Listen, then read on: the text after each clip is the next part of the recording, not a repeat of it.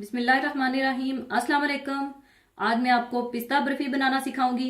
तो इसको बनाने के लिए हमें चाहिए खोया आधा किलो या 500 ग्राम। और खोया बनाने की रेसिपी मैं आपको दे चुकी हूँ।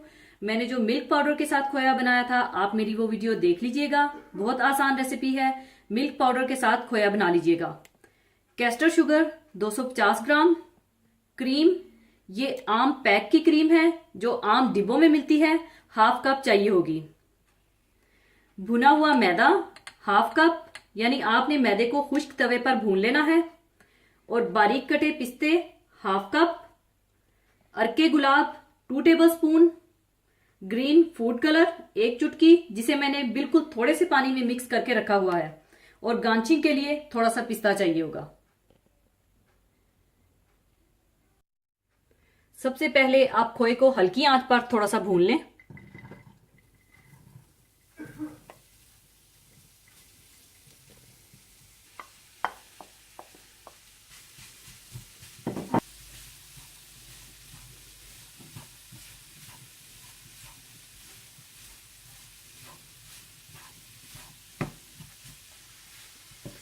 तीन से 4 मिनट हल्की आंच पर भूनने के बाद आप इसमें भुना हुआ मैदा डाल दें और अच्छी तरह से मिला लें।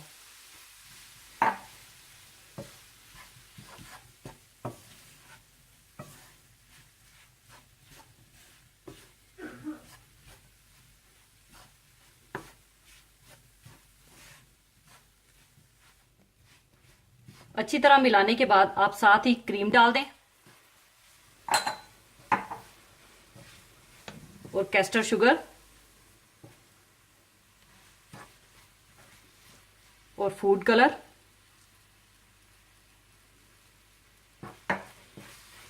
और अच्छी तरह से मिला लें।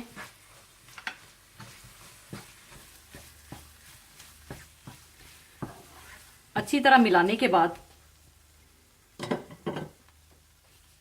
अच्छी तरह से दबा दबा कर मिक्स कर लें।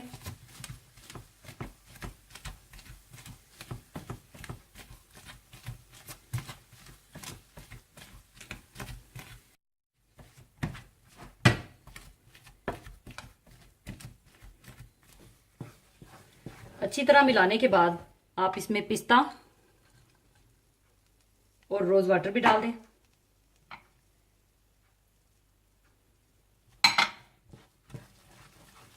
और अच्छी तरह से मिला लें और थोड़ा सा और भून लें।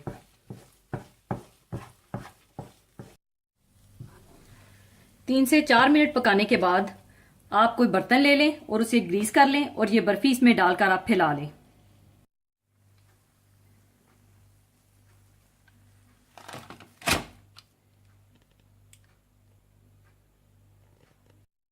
और अच्छी तरह से इसको फैला लें। और आपको एक टिप भी देती चलूं कि आप अगर थोड़े से पानी में अगर स्पून को डिप करके लेयरिंग करेंगे तो ये बहुत अच्छी तरह से लेयरिंग होगी।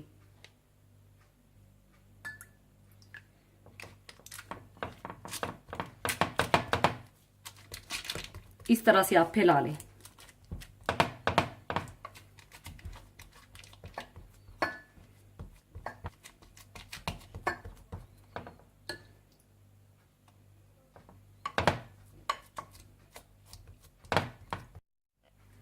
ऊपर आप कटा हुआ पिस्ता डाल दें और अच्छी तरह हाथों से दबा दें।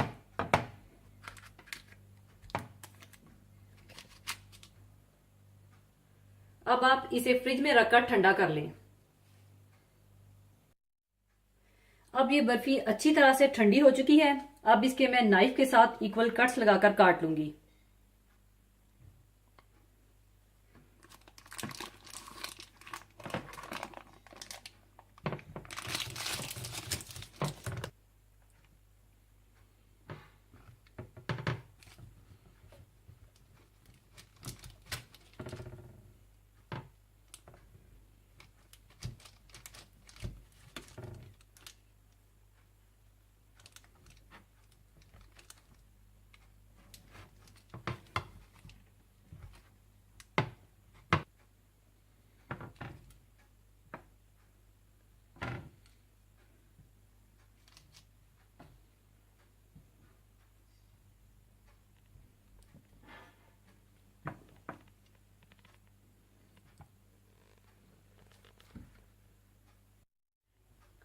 लीजिए, पिस्ता बर्फी तैयार है। इसमें अगर आप कोई दूसरा फ्लेवर देना चाहते हैं तो दे सकते हैं, यानी अगर नारियल बर्फी बनाना चाहते हैं तो पिस्ते की जगह नारियल डाल लीजिएगा, या बादाम या काजू डालना चाहते हैं तो वो डाल लीजिएगा। और अगर आप चाहें तो बर्फी को गुलाबी रंग दे लें या बिल्कुल सफेद रख लें, जैसा आप चाहें वैसा आप कर सकते हैं।